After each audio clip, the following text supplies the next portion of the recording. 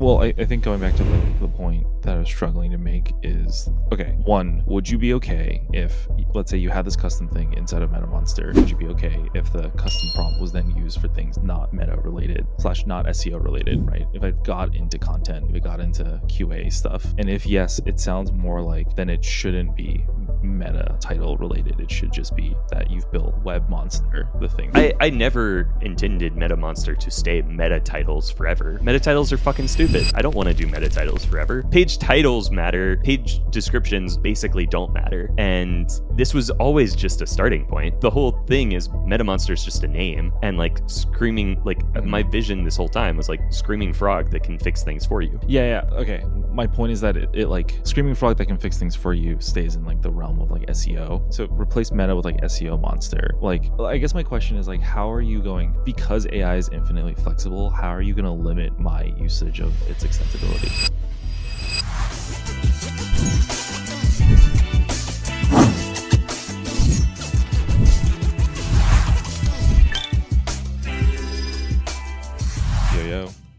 Yo. How are you? I'm good. I'm tired. I'm good. I'm going to hop in on a flight to New Orleans next, Nolans in 48 hours. Sick. I am so fucking jealous you're going to MicroConf before me, but I'll make it there one of these days. It'll happen. Next year. Although I guess if I keep doing robotics and it's always during robotics season, then maybe I won't ever make it. Yeah, I could go to the Europe one. Yeah. That would make no sense. That would be so much more expensive. But don't they have like also Rob Walling. But hey, Rob. Hey, Rob. Don't they have a? Do they only have a Europe and Americas one? For some reason, yeah, I felt like I think they just have two. Okay, cool. 2 per year. Yeah, I'm excited. I don't know what to expect. I feel like this is the only time I've been to a conference that wasn't a security conference. So, whoa, yeah, I'm like a little bit nervous about it. You're not going trying to get work. You're just trying to meet people and learn and have a good time. I know. That feels so wrong. Yeah, so, like that's like not Sean at all. How Sean going somewhere and not trying to make money? What? Yeah, I don't know what I'm supposed to do. Make friends is crazy. No. And then I'm going to RSA in 1 month right after that. So I'll be back to my normal self. Gotcha. Afterwards. How many conferences are you going to be at this year? Total by the end of the year, you think? Like 3.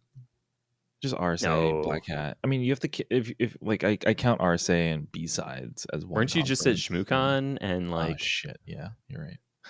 Did you go to District Con? No, but I'm going. I think I might try to sneak into ChinaCon. Oh, what's ChinaCon? Small conference for like to talk about like Chinese APTs and all that stuff. Very neat. Are you going to go to any of the? We have like multiple clients who are throwing their own conferences this year. Are you going to go to any of those? Yeah. You are reminding me of all the travel that is. I don't think about these things until like I didn't book my travel. I didn't book my plane ticket for MicroConf until 2 nights ago. It sounds like someone who has disposable income. Someone who has a business card they can put things on. That's true. The $100 difference doesn't make a significant difference, I guess. After taxes are involved. Speaking of which, my taxes are horrendous this year. Oh fuck, mine are going to be terrible too because I didn't pay any like estimated taxes last year. Yeah. Do you have a good accountant? We just got a new accountant. Or we stopped working with our previous one because he stopped working with us. I think we outgrew sort of all the services because they're very much like here to do it for like very small solopreneur / mostly W2 employees / like very small local Main Street businesses. Would they work for me? I'm very small solopreneur, but I have they don't know Michigan tax law. They're New York. Yeah, I'm also like, my LLCs are all Delaware They don't- based. That's I not don't know if something, that. he's like an Damn. Okay. LLC S I gotta corp find.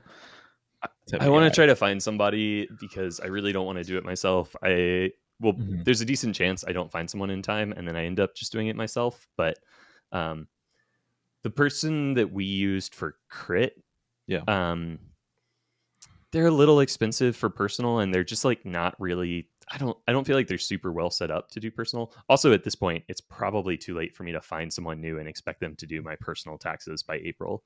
But I could, so they'd probably have to file an extension. I'm realizing. Um, Dude, I but just found out extensions like every day you don't pay your taxes or finish it, like it just accrues interest.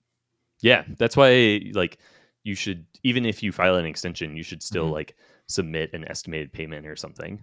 Yeah. I think Yeah. because otherwise you end up just Yeah. racking up penalties, which Yeah. sucks. Yeah. It's I fucked mean, up. I think I will owe interest. I think you're technically supposed to, as a solopreneur, make quarterly estimated payments, and so I think I will owe interest from not having made those already, Same. Me too. which will suck. Me too. Yeah. Yeah.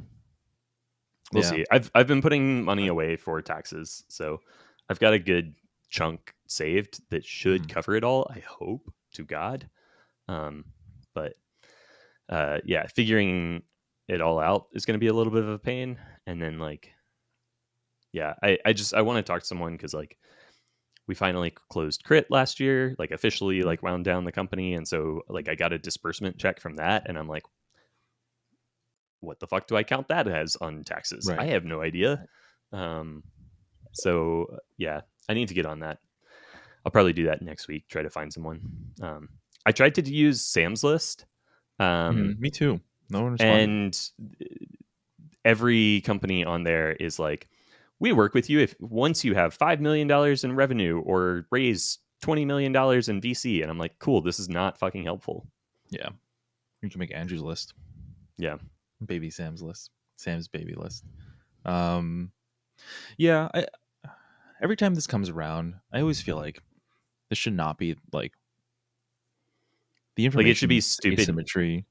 No, just it's information asymmetry should not be like this significant. Like I feel Oh like yeah, like the government should just send you a bill and be like, here's exactly what you owe, just pay it. sure, I not even I not mean, even. that's how it works in like most countries. Most Oh countries, really? yeah, you don't have to like do this whole like tax filing bullshit. The Right. government knows how much money you made, um, because like various companies reported it. I guess it might be Mhm. different for solopreneurs, but like in most countries, like the government knows how much money you made. Mhm. They just send you a bill Yeah, and you but you pay don't it. get any tax loopholes in America for the people who you know really need those tax cuts. Um, uh, I just mean like someone make me like a comic book that explains this stuff, or just like a very no bullshit guy. Like I don't want like to watch multiple YouTube videos to figure all this stuff out. I just want a I mean, very exacting.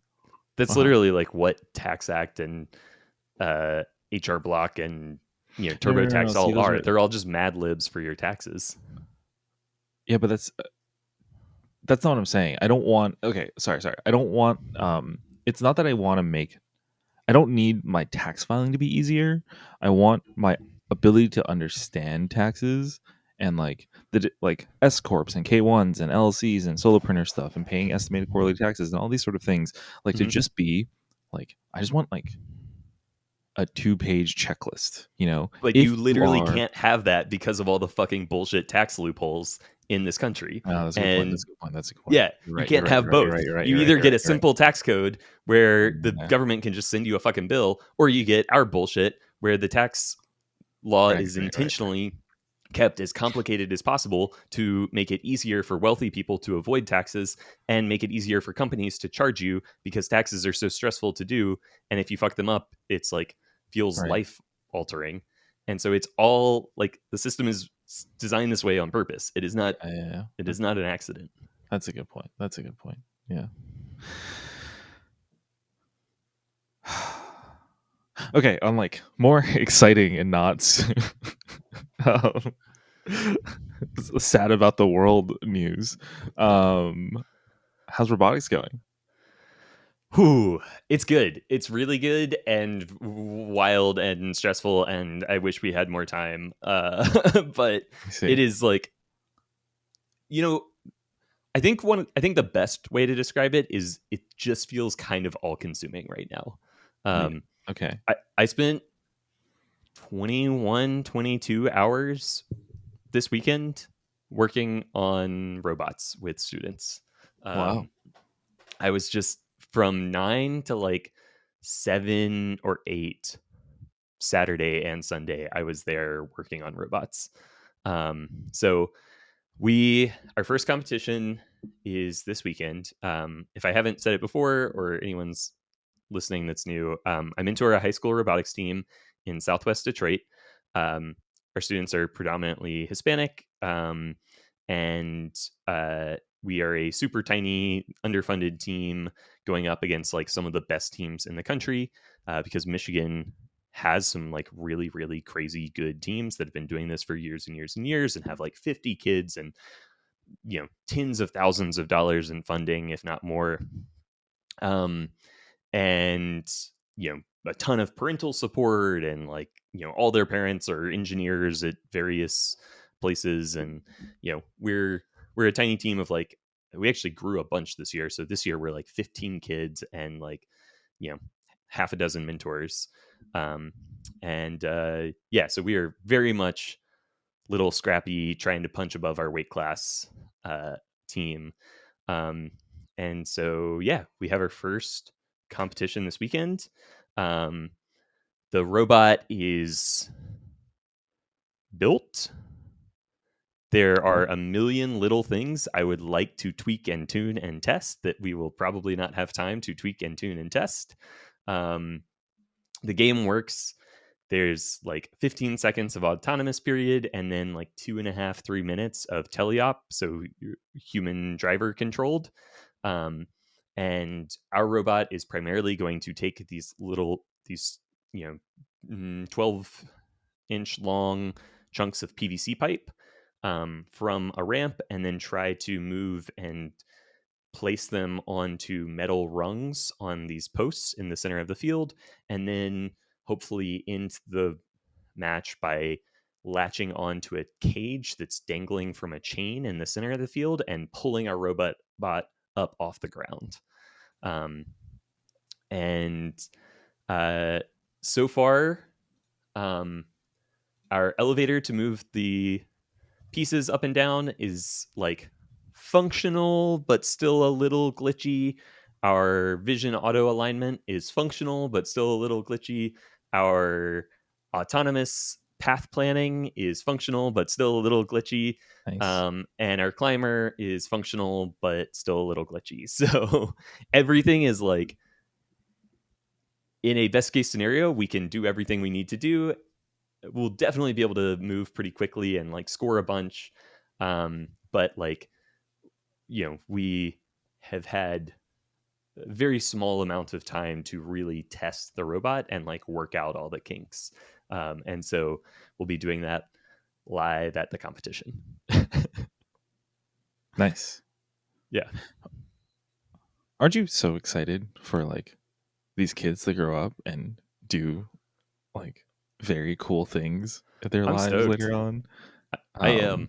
We have two of our kids who have been doing this the longest now are seniors, and so they're both Nice. graduating and going to Wayne State, the local Okay, cool. college. And one's going to go into engineering, and one wants to go into physics. Nice. And Nice. they're both super smart, super capable kids, and so I'm really stoked to see like where they are in 4 years. Yeah, My hope is I can stay in touch with them and just like for sure. see For what they sure. do. Nice. Yeah, my one of my good friends in New York has like been a part of like or got started like has been a part of like the Big Brother program and is like a big brother for this Oh, like 10-year cool. old or something like that. Um, yeah. Anyway, like this is what mentoring the youth is like. It's Yeah. cool. It makes me want to go do it. It feels like a better use of my time and a commitment to go do that. You know. It is the perfect antidote for all the bullshit right now, Yeah. because it's like it's this fun, very tangible thing that's very local, that is making a small impact on a small number of people's lives, and Yeah. it's like it's so focused. And so like when everything feels hopeless, it's like this is my thing that I have chosen to do right now to like try to make the world Right. slightly better and happier. Right. Although I do need to remind myself that, because sometimes I get so caught up in like the competition and getting shit done that I like it's easy to lose sight of that and be like, I want the robot to work. I want it to do this thing. And Right. I do need to remind myself sometimes, like, you're here for the kids. You don't. It's Yeah. okay Yeah. if we don't win the Mm. competition. You're here for the kids. Just help the kids have Yeah. fun and learn and like and everything. Yeah. That's cool. That's sweet. Yeah. Nice. Yeah. Well, good luck to them. How many Thanks. this to the 15? The What's power of that? 15. That's 15 kids, you said? Yeah, we've got like 15 or 16 kids. We've got probably a core group of 6 who are actually in high Nice. school, who are like, the Mm. most consistent and the most involved. And then we've got a bunch of 8th graders who are like part of the team temporarily, because Mm. they're like right on the cusp, and so they're allowed to like age up. Got it. Um, Got it. and so, we've got, 7 or 8 8th graders who come when they can. Nice. Cool, Yeah. man. Yeah. Yeah. So with all of this going on, we made the decision this morning to push back the MetaMonster launch again, Mhm. um, which I have mixed feelings about. It was like, so we decided to basically just wait until competition season is over and launch early April. Um, Not putting an exact date on it yet. We have an internal date, but we're not publicly saying that date. But, you know, we made this decision because it just kind of makes sense. Like 2 weeks here or there isn't really going to change anything drastically about like the fate of the company or like what we learn or any of that. And it'll just be better to be able to have my like full attention when we're launching. And honestly, we still have like a few things we want to button up. Still haven't started the WordPress integration, so this will give us a couple extra weeks to hopefully make some progress on that. Get the last few like little SaaS details in there, like build a Mhm. settings page so you can add team members and configure your billing and all that. So um, I think it's the right decision. There's part of me that feels very much like we're supposed to be moving fast. We're not moving fast enough. We can't delay another 4 weeks. Like that's not moving fast. We've got to like we're gonna become lazy. You guys aren't founder mode. Sorry. Yeah, we're like that's the thing. That's the narrative that builds up in my head, and then but I the flip side of that is like the whole reason we're bootstrapping, the whole reason we want to Right. build our own company is so that we have the optionality to say, hey, I want to help the robotics team right now more than I want to launch a product. And that's okay. And so we're just going to do that. And so I'm trying to just own that and lean into it. And so I posted on LinkedIn about like, hey, we're Mhm. delaying the launch again, but we're doing it for a reason that I think is really good. Mhm. And I just sent out an email to everyone on the waiting list saying like, hey, we're getting close to picking a date for the launch. Here, truthfully, I was hoping we would have launched by now, but here's why we aren't. It's because I do this other thing, this robotics thing. And I just want to be honest with you because I think Yeah. that shows the kind of company we're building. So trying to like own it and like turn it into a positive. Nice. Yeah, I always cuz like I think that's interesting to see this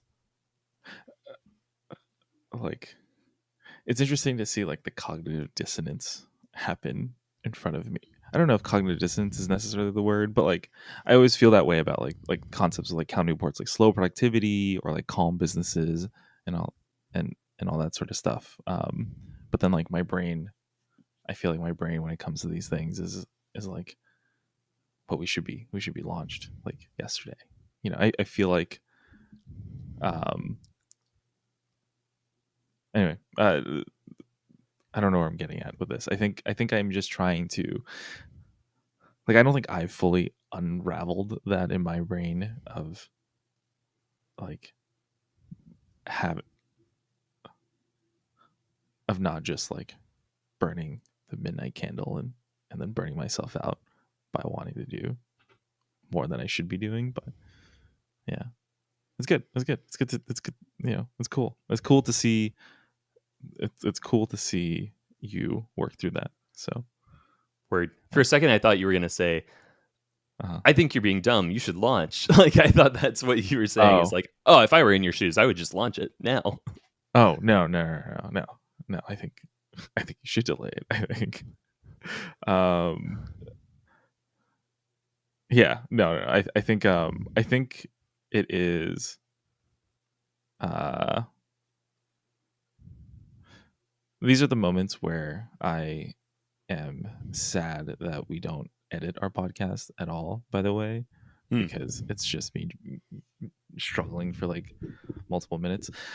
um I think to me you've always been like the like you've always upheld thoughts around like The calm importance of businesses, work. And the yeah, yeah, like bootstrapped and all those things, and like those are like to me like when you like I would have given you the same advice back of like when you were saying that like you were not freaking out when you were yeah, I was contemplating like freaking out why a you little. weren't reaching out. Yeah, like I think my reaction would have been like, but you're always the like you're bootstrapping for a reason, don't want VCs hounding you, get more decision making and freedom. But I guess really what I'm trying to say, it's good to see that you have cracks too, Andrew, that it falls apart for like 5 minutes. um no, Cool. it's good. Yeah, I think it's cool. I think it's like yeah, I think I'm just internal. I think I'm vicariously processing your emotions at the moment and like internalizing what it would mean for me to like send out an email like that, um or like how I would feel about those things versus okay, here's what this is just therapy now. Okay, what I'm getting at is I think I am empathizing with what you're feeling, and Yeah. then thinking about if like and the fact that you sent out an email saying, "Hey, we're delaying the launch like because I'm doing this thing" is not a route my brain I think would have come up with as an answer. Yeah. Um and I think that's like an interesting reminder that we can't just do that. Um Cool.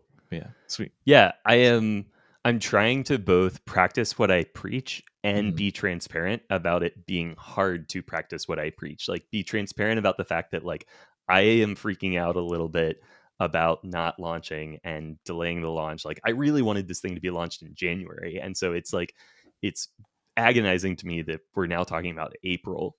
Yeah, Um but I'm trying to also practice what I preach and go, no, we are building this in a way that we can make these choices. And so I'm going to make this choice. for I sure. did grapple also with like, should I send this email? Like, is this too much me focus? Because like Mhm. the best marketing is focused on you, the reader, not me, the person building the business. But I Mhm. think this is one of the examples where you can kind of break the rules a little bit Mhm. and be like, I'm gonna. This is me trying to show you, like, be transparent with you and like and come, Yeah, I think you're setting the tone of yeah, what of like the type of company MetaMonster is going to be, you know, yeah. which I think is valuable and is important. Yeah, I think okay, I think I'm just like having feelings around like the amount of disappointment I felt during the entirety of like Stackwise taking centuries and then dying. So, Sure. yeah, Yeah. Um, yeah. And I mean, at some point, we do need to hold ourselves accountable and like hit a deadline. for sure. And so we have a date now, um, internally, Nice. and I don't see any reason we would need to move that date. Like the product is ready to go. We could launch it. I could flip the switch today if I really wanted to. Hmm. Um, there's more things I'd like to add, but I would be fine flipping the switch today. I Uh, see. and so I think that's a good place too. Is we can. There's no reason to delay at this point besides just like we don't think it's the right timing, um, I mean, for personal stuff. I think if you are busy with robotics and you launch the thing, it's gonna like like you're going to be in this stage of like, are you going to do customer support or are you going to do Exactly. robotics? And I think And I want to be that, super, super present, especially that first week if right, we get a handful of new people signing up and trying it out, right, so that I can provide the best possible customer support. yeah, And truthfully, like because I've been so busy with robotics the past month, I also have let the list go a little cold. And so this now gives me a chance to spend the next few weeks rewarming the list and yeah, reminding people that we're here and what we're doing and all that. So I think it's the right call, but it was not a super easy one to make. It was just we had mm, to grapple with it a little bit. nice. Um, so Cool. what's going on Good. in Miscreant's world? What is going on in Mystery's world? We are entering that pre-RSA crunch, Okay. which is super exciting. Not at all. Like we are busy. Like I hate turning down new business. It hmm is like every time we turn down new business, like it feels like it's just like because it's a capacity problem, right? hmm But like as I Like feel it's like as really a an good thing agency, to turn down new business. It means you are doing something right and you have like sold all of your time. yeah, yeah, yeah, yeah. But like it also means that we didn't plan capacity correctly in a way where like the okay, perfect world is that everyone is always at 80% capacity. Every time we flex up to 90, we hire and we have a active recruiting pipeline, so we're hmm able to kind of continue to take on an infinite amount of work and take over like the cybersecurity world because everyone just comes to us. In my brain, that's like what I want it to be, right? yeah. That is unfortunately not like like it only took us 4 years to build a really really steady inbound pipeline and reputation, and I've now we are like finally really working on the recruiting side, and like thinking through all those things. um And by the way, don't be shocked if like at some point inbound slows down a little bit don't or say that, you don't put that on wax. overscale and like but Yeah, this is just I'm saying like just for don't sure, like you guys have awesome inbound. I'm not for sure, trying to will this into the world. I'm just for saying sure.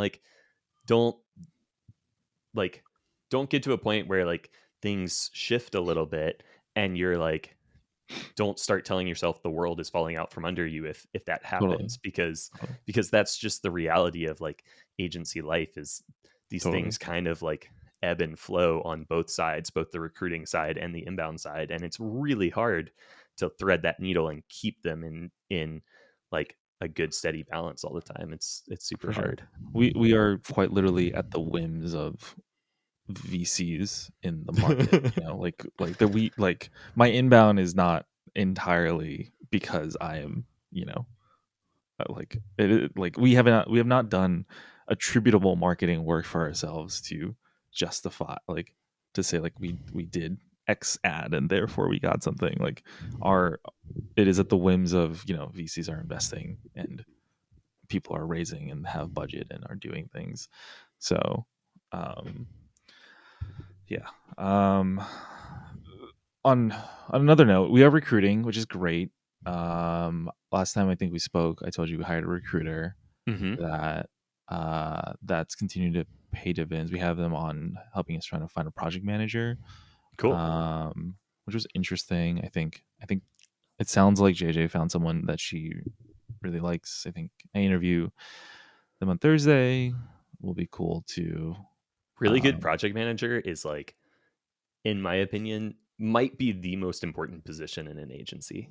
for sure, for sure. Don't tell them that, but for sure, 100%, 100% it is. Um, yeah, you can't scale without form is what a previous boss always told me, and I think You this can't is sort of what? Say that again? you can't scale without form, Hmm. and I Okay. think that's always sort of resonated with me. Uh, good, yeah. Otherwise, I mean, good. I still okay. So I hate turning down work. That sucks. Um, and we keep getting so busy. Like we're we're busy.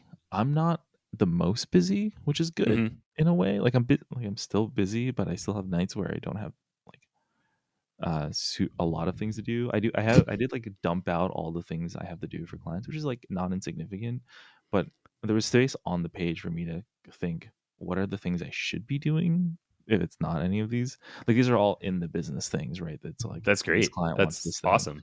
I I can't. would The love to problem is get to the point where those are like not at night, that it's like you have no night are you doing any work, and during the day you I can't are promise you that. going. Anyway, I the thing that I'm getting to though is that the box of like what I should be working on, um, I think I'm struggling a little bit to figure out what exactly I should be putting in there. Yeah, Um, it's tough. The agency leader CEO is like kind of a weird, hard to define role, and so it can be tough to figure out yeah, like what are the highest leverage things you can be doing. yeah, like nothing. Nothing. I shouldn't even work here. No, I think there's obviously like some things, but like taxes, for example, and like deciding, yeah, but it has made me it has filled up my schedule where I haven't had as much time to push on the SaaS stuff, which is slowly eating away at me. And Mhm. so going back to the whole you he's just fucking sending out an email. It's like, hey, I'm doing robotics. Fuck you guys. Is like an interesting. Interesting strategy for making yourself feel better. No, I just think it's just like a good foil for it. Yeah. Um, uh, I think the reason it like came as a shock to me is, and why it's a good foil is like it hasn't occurred to me that like you can just choose to do one thing. Like you can just choose to prioritize one thing over the other rather than like, yeah. I know that sounds really insane. No, it Um it does, like, it's hilarious to hear you say it out loud, and, like, I mhm, can't help but laugh because right. it does seem so obvious, but, I mean, you're 100% right. When you're in the thick of it, it does feel like the emotional feeling is, "I need to be able to figure out how to do everything," Hmm. and, like, it is so easy to forget that all of these are choices, For sure. um, Yeah. and, like, the beauty and the curse of being a founder, being the one calling the shots, is that you truly do have choice on everything, Yeah. uh, almost everything. Versus, like, a lot of times you're an employee, you want to keep your job, you don't really get a whole lot of choice. You need to do certain things to, like, you know, Yeah. you need to check certain boxes. Same is true to a certain degree. As a founder, you build up obligations for yourself, and you have to continue to fill those obligations in order Mhm. to keep things running. But you just have so much more, I think, choice, and Yeah. but it's easy to forget that. Yeah. Yeah. Totally. Yeah, I haven't pushed a lot on the SaaS stuff. I owe a dev a email back on some things. Um, what else? By the way, this is why I think it Mhm. would be really interesting to see you try to hire someone whose like sole job Oh, is to push totally. on the That is SaaS my like stuff. one. That is my one goal at MicroConf actually, or like one possible Oh, mission interesting. is You're to make trying it a high. to recruit a little bit. Yeah, if I bump into someone, it's like Yeah. serendipity. It's not. We'll see. It has to be like, I think it has to be the right person. Hmm.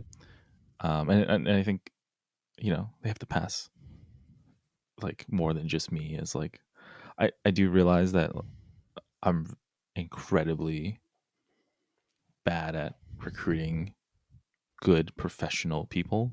Hmm. Um, versus like my instinct is like, yeah, you seem cool, like dope, want to come Vibes work and here. talent. Yeah, yeah, You're yeah, you're good at identifying vibes and talent, but easily overlook the like ability to get shit done and yeah, yeah. The stay like, organized. yeah, yeah, the organization, the communication, all that sort of stuff. Yeah, I love a cracked out, designer. I love a wild card, wild cannon type. Yeah, loose cannon type of guy. Yeah. Yeah. But no, I think that'll be my one very loose goal at MicroConf, but I'm also trying not to go to it with like, Too much uh, of like I need to get something out of this. yeah, yeah. I Yeah. am relishing the fact that it's like one of the first times I'm going to a conference where I'm not on working on the other side, and it feels Yeah. feels very weird. It feels Yeah. incredibly weird. Yeah. Yeah. Yeah. I kind of wish that in retrospect that I had gone to some microcomps when I had the crit like budget Hmm. to work with. Hmm. But it was always so hard to justify because it did feel closely enough aligned with like the work that we did that it Hmm. felt like if I was going, I needed to be going for like Yeah. sales purposes, and I didn't really want to go for sales purposes because it didn't feel like the right vibe. Yeah. Like microcomp doesn't feel like a place you want to be selling really. For sure. um For and sure. so I didn't really want to go for that, and like I didn't know if I fit in. Yeah. Rob has reached out to us and said like, yeah, you fit in. All are welcome, which I think is super cool. I still But don't believe him. And I will believe to see it. I believe him. Mhm. I think most of the people in that community are like pretty chill and like interested in Yeah. what other people are doing, and like open to a wide range of like businesses and stuff like that. I mean, Totally. like um my friend Brian Castle Hmm. is has been in that community for a long time, has Yeah. even, I think raised from tiny seed, Nice. um and yet is building a service business and building, Hmm. product businesses and like kind of info product businesses, and he's Hmm. doing a whole range of things. So yeah, I think people are pretty open. Yeah, I'm excited. I think. Um, yeah, I mean, I'm excited to have the episode recording with you after the entire event. Yeah, I'm excited for that too. Yeah, I we want have to to just like, push next Wednesday. I gotta hop into an airplane cool. and Okay. then call. Yeah. Yeah. Um, Let me know when you want to do that, because I definitely want to do that one as soon after you get back as possible, so that okay, we can like, I can get the fresh takes. totally, totally, Cool. totally. Cool. Yeah, yeah. I could call you from Okay. the airport. I could just. Sure. If you want. I think more and more I'm becoming convinced that like quality of our podcast does not matter at all. Oh, like really? like Okay. sound quality is nice to have when we can have it. But I listened to an episode of the what is it? Mostly Technical, Yeah. where Aaron Francis was just like on AirPods in a hotel room, and I was like, this is fine. It's not bothering me. I don't care. Um, I think there's a limit. It sure. gets to a certain point. Like I don't really like listening to live Mm, recordings, like when podcasts will go on tours and do like live episodes with like audience reaction and stuff. I just don't really like that. I think it throws. I think it's like it's just like. Are you saying because like pause the audience and they kind of break the flow? Is that what Yeah. you mean? Yeah, Yeah. yeah, yeah. Makes Yeah, it just sense. feels kind of awkward, and like Makes it's sense. just different than what I'm usually coming to a podcast to listen to. Yeah. Fair. Fair. Yeah. Fair. Fair. So I want to talk to you a little bit about this, some ideas that are ruminating in my head that are still pretty half formed for how I think we could. Grow a MetaMonster. it's it's not even so much about growth. It's more on the product side of like, how Mhm. do we unlock a lot of capability of MetaMonster, and I'm concerned that we might be thinking about building AI features like we have always thought about building traditional features, and that Mhm. that might be the wrong approach for AI features. um Okay. okay, Say more. so we've been adding AI into MetaMonster. We've been kind of taking the position of like, we're going to hide away all the prompting and the models and like all of the details. And we're just going to like build AI into MetaMonster as just like any standard feature. So you can generate a title, you can generate a meta description. And if we want to give you something else to generate, we give you a new button to press, and where all of that stuff is obfuscated away and hidden from you. And that makes it very easy to understand what MetaMonster does and to be able to use it. I kind of want to flip that on its head a little bit and explore building a more open-ended AI feature into MetaMonster. And some of this is coming from looking at another tool that is similar to us called AirOps.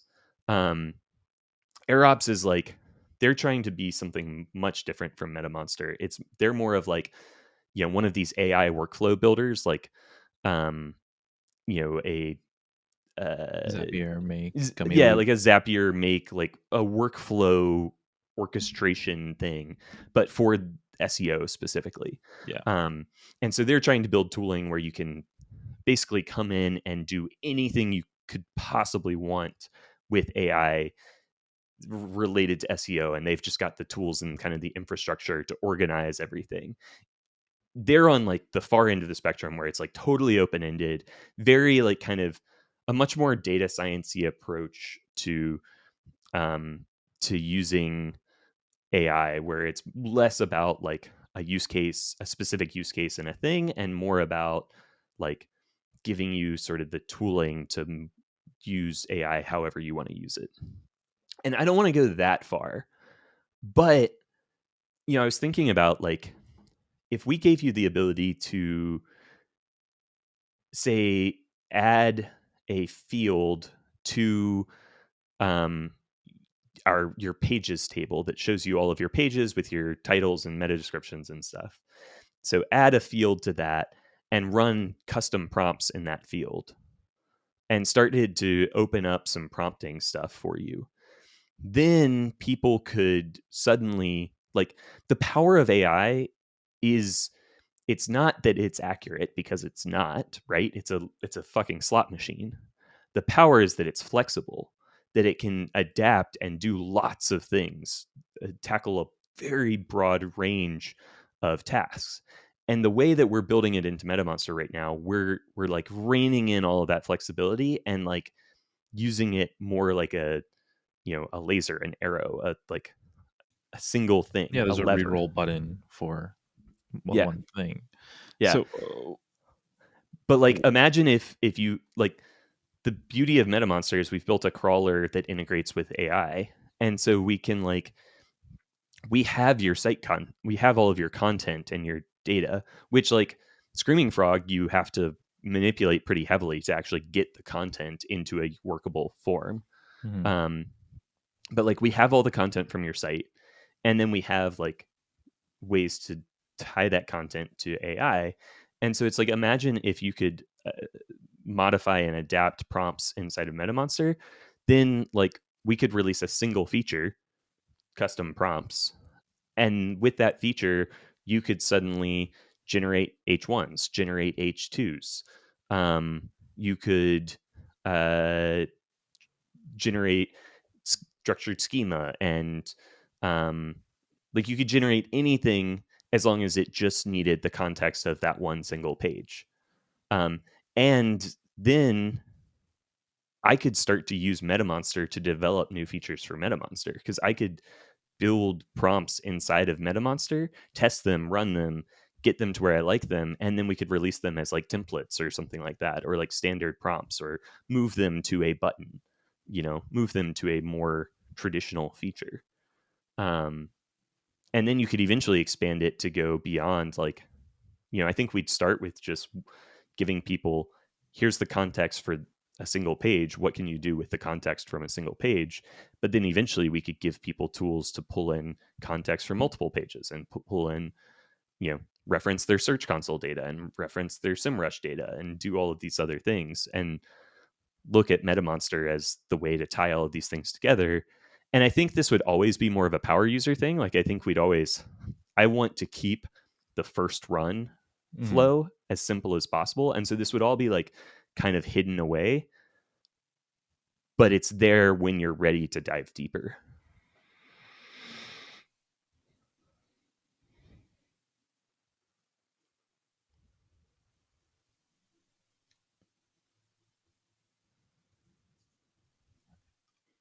I think it's interesting.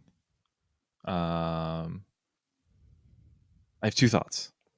One is that my security brain kind of like raises a lot of concerns and alarms about Oh, well, yeah. this, because you're leaving an open prompt field, and I can only see prompt injection happening.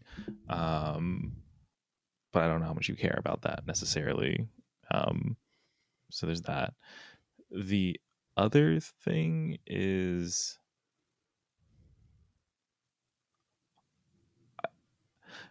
when you explain it as like you've built something that can crawl the page and now you can just like generate things based on page content, that in itself is cool, and valuable, and I see a lot of things I can build off of it. When I think about it in the context of MetaMonster, that's where I get a little bit lost. Here's like things I can see what you're saying, right? Like suggest new meta titles, suggest better page content, um, suggest blog posts based on what you're seeing. Like, is that what you mean? No. Or okay, No, what are not like really. realistic things you would build with a custom prompt then? So the same things we've been talking about building ourselves. Um, so like the thing that's one of the things that's been driving me crazy about how slowly we've been moving, we've had to do all of this like stuff to tune and improve our crawler and Mm-hmm. add all the boring SaaS features. And I want to add more capability to MetaMonster. I want it to be able to do more, be more powerful, provide more value. Mm-hmm. um, and so there's a million things we've talked about adding. Structured schema. You want to Mm-hmm. generate structured schema for a page, all you need to know is like you need an AI, you know you need to create a prompt and you need the context from that page. Mm-hmm. um, uh, OG descriptions and titles and potentially even OG images and Mm-hmm. stuff like that. OG images gets a little hairier. Sure, Um, sure, sure. so like you probably don't want to do that. H1s, H2s, like optimizing H1s, H2s, checking to see if they have the primary keyword in, rewriting them to use the primary keyword, rewriting them to be in a better tone of voice or a better, more descriptive or more action oriented or Sure. things like that. These are the things that people have been asking us for. In addition to like, some of this stuff gets a little hairier. Open graph images gets a little hairier. Um, Internal links is like hard to do just with the context from the one Mm-hmm. page. You need to know all of the other pages that exist and which pages are the most important, and so that gets a little hairier. But a lot of the like basic on-page SEO optimization stuff you can do with just the context from the page. um, just the context of from the page. And so it's like, how do we, we could build each one of those things one by one, Mm-hmm. and we could be like, all right, now we surface page, H1s Mm-hmm. on for every page, and we give you a button to optimize your H1s. Mm-hmm. Um, and then, okay, now we do structured schema, and now we do OG stuff, Mm-hmm. and now we do yada, yada, yada. Or we could create a single feature Mm-hmm. once that lets you build custom prompts and create prompt templates, and then just sort of release it like that. And then, Mm-hmm. so like Yeah, you're just that's presenting one. Mm-hmm. yeah, so that's where my focus is right now. Although I do think you could go broader with it.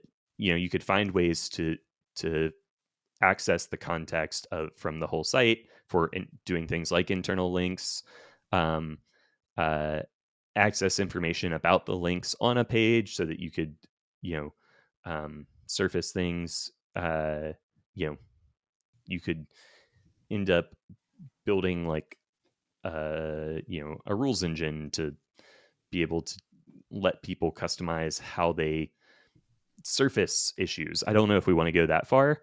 Mm-hmm. And then like I guess kind of what you were saying is like you could actually, and Austin had this thought too, is you could go the route of like, let me chat with my website, let me talk to my website, and like Mm-hmm. and start going almost the cursor direction where it's like you know, I can load context from, I can pick pages with context to load, and I can ask questions about those, or Mm-hmm. like try to generate things, or I can like work within an agent sort of model and like make changes and stuff. So I mean, you could end up taking it that far, potentially. But yeah, for right now, I'm really thinking like, I think starting point is just like, how do we enable all of these things use the same infrastructure? So how do we enable people to suddenly do any on-page SEO optimizations they want to do by Mm-hmm. building one feature instead of building 20? I mean, I think that fundamentally like is good, right? I think that's smart because I mean, I think every feature is very much just like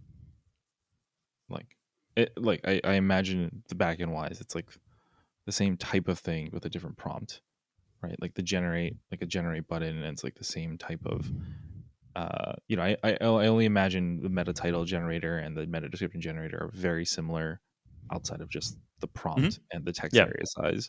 So similarly, like so if you if you just build like a custom prompt generator, I think it's cool. I think it makes it very flexible, and then I think there's some like cool extensible things. I just think that like I just would expect that it to go out of it just being MetaMonster and it just being like web monster, like web monster. Like one of the first things that I would think of is um like a QA bot that would like tell me if there's typos on the page Hmm. and lorem ipsum on it because it happens. Like Hmm. it happens. I literally was on a client, not a client, like a prospect site. And like, oh, that's a typo, right?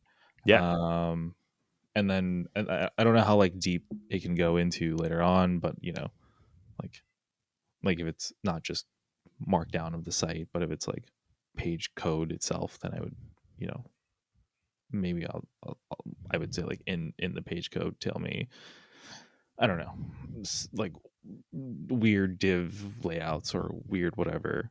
Um, and I think that is like fundamentally cool. I just would also expect it to also go like, look at this page, give me, you know, FAQs that to the bottom, for example, or other sort of things. There's a, That's but an interesting one too, is like Mhm. we've been taking the fundamental hypothesis that people aren't, that there's going to be a group of people who don't want to use AI for like content generation. They want to use it for like optimization. Mhm. Um, and I think that like I'm seeing stuff in the market happening that's challenging that Mhm. hypothesis. Um, and the other thing is like if we give people something more flexible, then we let people show us what they want. Yeah. They can, we give them the opportunity to show us what they want in what prompts do they create, what do they hack this thing to do. Mhm. Um, Mhm. it the risk, I think the biggest risk is just that like we make it more complex and like harder to use, harder to understand. Like if we go too broad, it becomes harder to like wrap your head around like what MetaMonster is. Um, but uh, yeah, and so that's why like none of this is like a decision that has been made. It's just like these are just ideas that I have. But it feels like there's this fundamental idea of like the power of AI is its flexibility, and right now we're using it in a way that is very inflexible. And so like how do we open up some of the flexibility in order to allow us to move faster and learn faster? I think it's I think it's cool because I don't think you'll ever I don't know if you'll regret building that feature because it sounds like you can just then people can, like it sounds like it's just a like a framework for people to build for you to also then build the uh like a QA bot or a like whatever other like a semantic not internal link like an H1 like they're mini apps, right? That's Mm-hmm. sort of how I'm thinking about it. So like I don't think there's a problem in you building basically like a app language like I don't know what the phrasing is, but like your own like MetaMonster app SDK, but not an SDK. Yeah, I mean, I want it to Easy be to way, build. way, way simpler than like an Yeah, SDK. I don't want people to have to start. I know. Y- And I, okay, I hear you. uh, You're just a technical person, and so this is like the language that your brain uses, right? yeah. Yeah. I don't know what like a tool maker. Like I don't think there's a problem with you building like an app tool maker because you will just be able to make like speed up development later down the line because you can now generate an H1 thing and all these things. And like there's no reason that someone in first run should have all those things, but they should be able to click on like additional like a plus button that's like Hmm. additional. additional optimizations or additional monsters, and then they can then scroll through all the things and Yeah. choose the ones that they want or make their own. So I think you won't regret building it. I did just send you I think this thing I found. Okay. where we could regret building it is like, again, it adds complexity. And so figuring out like what the right level of complexity is for us, and Hmm. like, the best marketing has an opinion. I think the best product often has an opinion For too. sure. And For so if sure. you try to make something that's too flexible, you end up like kind of reinventing Screaming Frog, which is what we don't want to do. Hmm. Like we want to have more of an opinion. Hmm. But at the same time, I think often the software that succeeds long term is relatively flexible. Hmm. Yeah, I don't know. I guess I need to Well, think more on that. I, I'm not sure if I do feel strongly that the best software has an opinion. Because like the best software is like often pretty damn flexible. Hmm. I just like brain dumped a blog post about this last night actually. Um I think that uh I think that you are probably right that the best products can be ultra flexible, but I also think that a lot of product, like there's a long period of it being flexible to it being the best product. For example, like um I like for I don't think Notion is the best product for anything, Hmm. um, besides it being Notion. And I think that's because like I don't want to use Notion for project management because Notion project management and Notion requires everybody to follow a singular like happy path, um, and they don't have enough like guardrails and things put in place for Hmm. someone like back when we tried Notion for project management, a designer could just like accidentally delete a table or Hmm. accidentally delete a card, and now it's fucked, right? Hmm. um I know that they have table locking now, but I don't think the guardrails are as granular. Hmm. um um like but like Notion ultimate is like, by the way, the exact thing that popped into my head. It's so interesting, like because it uh, is one of the most flexible pieces of software that's been built in like the last right, 30 but years. I think it is like It's I wild. think it is like uh at some point you are building like a no code language, right? Like it gets closer Maybe. and closer to like Yeah. yeah, to me it gets closer and closer to like trying to build like a ultimately flexible programming language where you have functions and Yeah, you I think in my head Mhm. it's like the danger is you try to copy. I don't see it being going quite that far, although I see your point and why you're Mhm. thinking of it that way. I think the Mhm. danger is that you end up building another generic AI workflow builder, like For sure. AirOps or you know Mhm. and I have friends working on, they probably wouldn't use the word generic, but AI workflow builders, and they very much want to go as broad as humanly possible, Mhm. because they've all raised VC money and they're trying to grow super fast, and that's Right. the thing they're doing, and like so we don't want to go that broad, but Mhm. is there a happy medium where we can have again this like focused first run path with like a small feature set that is like kind of built in, but then have some extensibility options that make it possible to just do a lot of things with MetaMonster that were hard to do without it. um well, I think going back to the point uh, that I was struggling to make is Yeah. like it sounds like it sounds like it's too like okay, one, would you be okay if let's say you had this custom thing inside of MetaMonster? Would you be okay if the custom prompt was then used for things not meta related slash not SEO related, right? If it got into content, if it got into QA stuff, um, and if yes, it sounds more like then it shouldn't be title related. It should just be that you've built Web Well, Monster, the thing that. I never intended MetaMonster to stay meta titles forever. Meta titles are fucking stupid. I don't want to do meta titles forever. Like Yeah, I know. page Mhm, titles matter, page descriptions basically don't matter. mhm, And like this was always just a starting point. Like the whole thing is MetaMonster is just a name, and like screaming, like my Mhm. vision this whole time was like screaming frog that can fix things for you. Yeah, yeah. Okay. My point is that it like screaming frog that can fix things for you stays in like the realm of like SEO. So take meta, replace meta with like SEO monster. Um, like I guess my question is like, how are you going like, because AI is infinitely flexible, how are you going to Mhm. limit my usage of its extensibility? I Because don't think I have to limit your usage, right? Like you can sign up and make. There are people who like use like I'm trying to think of a good example. Like it's like, okay, you're an agency, right? yeah. And someone comes along who's not a cybersecurity company, but you think they're fucking cool and you want to work with them. You can Mhm. work with them. You're not going to put them in your portfolio. Sure. Um, I think you can do the same. I think the same thing is true of like software products. If someone comes along and wants to pay me, a couple $100 a month to use MetaMonster, and they're using it for some weird use case that I don't totally agree with, Mhm. fine, cool, use it. I'm not going to build features for you. I'm not going to like design the product for you. I'm not going to like Mhm. intentionally shape it for you. But if Mhm. it happens to work for you and you want to use it, fine. I'm not going to put you in my marketing. I'm not going to like make you my focus. Sure.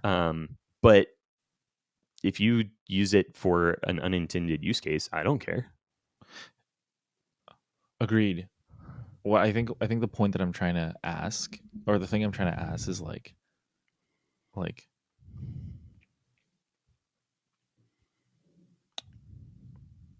I lost the point that I'm trying to ask. Like there's a risk that you could get distracted, I think.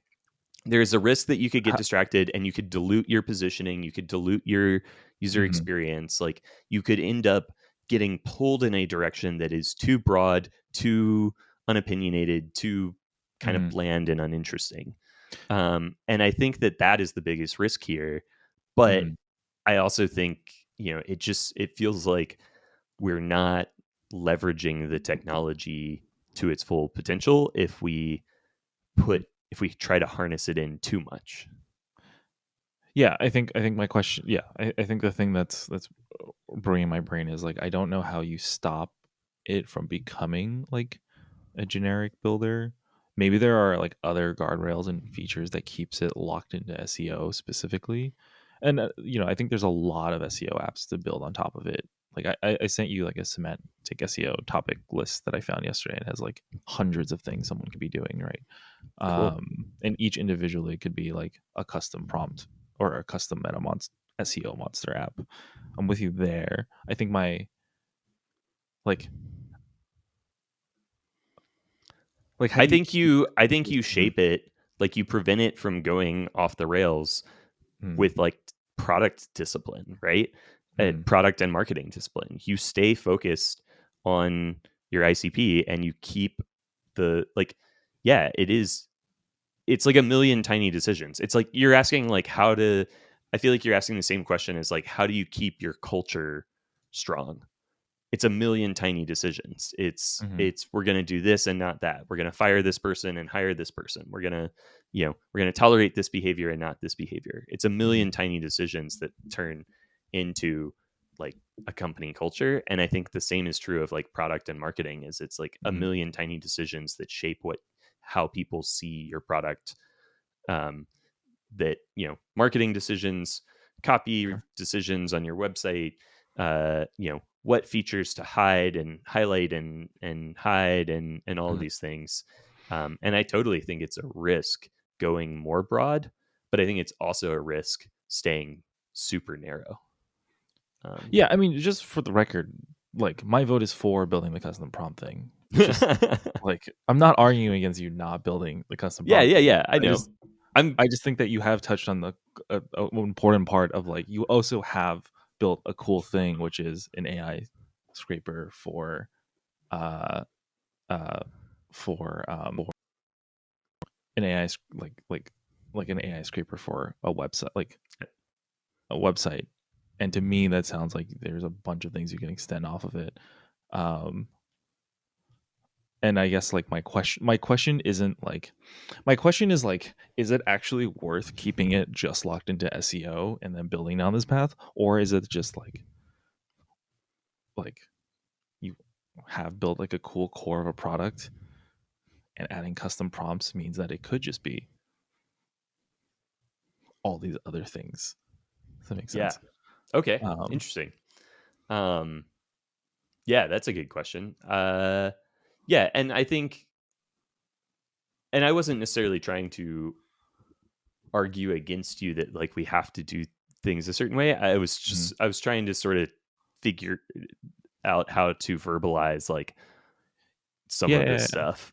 for sure, for sure. I think you have a good point. I think like if you wanted to stay in SEO, you could definitely make a bunch of decisions to stay in SEO.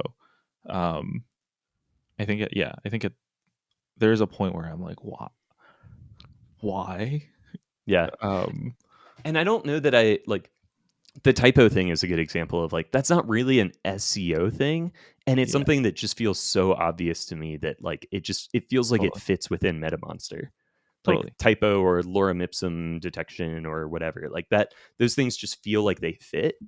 And so Uh, but I also like um I think that like staying in SEO for now makes sense just because it helps make our marketing clearer. yeah, Um, yeah, and yeah. then, and I think that like over time, you could morph outside of SEO, but I think also like the kinds of people who use SEO tools Mhm. are often, they're not shy. They're not like afraid of those tools because they're called SEO tools. They'll use them for whatever they need them for. Like people, Mhm. maybe, I don't know. Yeah, I don't know. I do think that like your point about like the fact that the typo thing isn't totally an SEO thing, but it feels like it fits. I think that it is possible that you will run into a lot of those things where Hmm. it kind of feels like it fits in SEO because it's web related, but Hmm. actually it's just because it's like I think the thing you've built is like Web Monster, Hmm. and especially if you add custom prompts to it, like you can just skin it as like I want to do SEO things, and then versus other things versus like I want to do content things. Um, I do think there's Yeah. product decisions with like because like the thing that it's missing is the thing that would be missing is like integrations to pull other uh like I wouldn't make it my like content writing suggestion platform because I can't feed it more data, right? I can't give it context about something. I can only give it context about a website. Yeah. Um, And I still don't really, I don't want it to be that yet. right, right. Yeah. But if you were to do custom prompts, I would just start scraping competitor sites and build a custom prompt of like give me and like you know give me like steelman arguments against these claims, Hmm. and then use that as copy for my actual website. For example, is like yeah, That's interesting. um, That's wild. My mind would have never gone there. But that's the other thing is I'm like, if we do this again, we have these risks that we have to watch out for, but we mhm, also have the chance to learn so much faster because it's like we can learn what people want to do by just watching what they do. for sure, Um, for sure, yeah. yeah, Uh, I mean, I guess Gray Noise. This is why Andrew originally built GNQL, is he just wanted to watch like mhm, figure out what people wanted to search for. And then the mhm, challenge is like it's really hard to rein that in and to now start building like productized offerings around those things and to yeah. Data science is actually a really hard thing to do. yeah. Yeah, Yeah. And yeah, also just like it's kind of hard to like look at the GNQL queries and figure out what the trends and patterns are. yeah. Um, Because but data science is hard. Data yeah. scientists are hard. This is why, yeah, Open Door or whatever like died as a company. Yeah. Um, anyway, Cool. I'm all for the custom prompt thing. I think the custom prompt adds a lot of creativity. Um, I th- I think it'll just push you farther and farther away from SEO monster, which I totally think is fine. Like I think I Hmm. know it's not in just your vision to do the meta monster thing.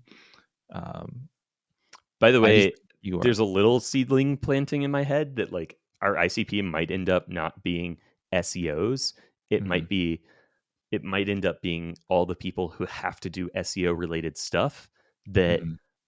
aren't really SEOs themselves. Like, you know, marketing agencies that do have to do a bunch of content, but aren't really, SEO isn't their bread and butter. And Yeah. so like it might be that that's actually our ICP, and our value prop is like, hey, we make SEO so much easier. Yeah. Yeah. Yeah. So that's another inkling that's like rumbling around in my head. I think if an example of a really good, like, flexible product with opinions is like, honestly, is like an Airtable. Because I think it has significantly more guardrails than Notion, and has things that you are allowed to do and not allowed to do, and then it also has extra power user things with scripting and all this sort of stuff.